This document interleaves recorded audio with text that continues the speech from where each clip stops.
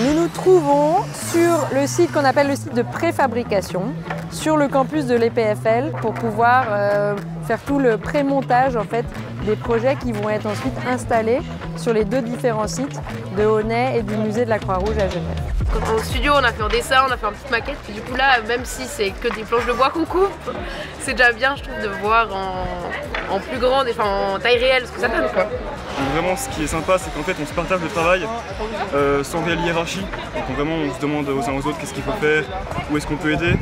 Le chantier, ça me permet vraiment d'apprendre comment faire en pratiquant, plutôt que d'apprendre en théorie dans les amphithéâtres.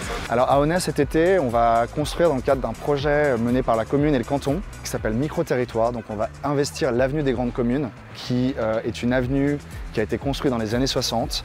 Et on va investir avec les projets d'architecture d'une partie de la première année afin de préfigurer le futur de cette avenue. Un futur sans voiture, mais aussi répondre à des questions de l'eau, d'îlots de chaleur, etc.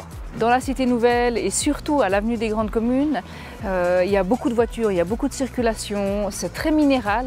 Et je souhaitais que la population se réapproprie l'espace public et que ce soit eux qui en profitent et non pas les voitures.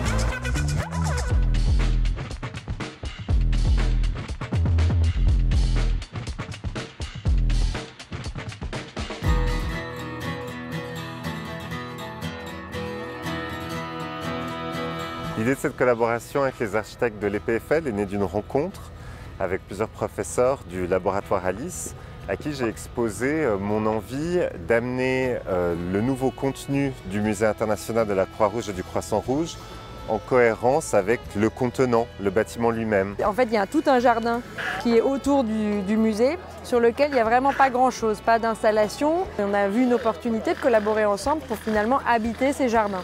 Il y a comme une sorte de balade où on démarre avec un grand projet qui s'appelle PAM, un très grand portique en dessous duquel les visiteurs vont pouvoir passer. Je suis en train de vérifier les distances entre les deux grandes tours verticales pour qu'on puisse fixer les distances correctement et que tout soit bien aligné.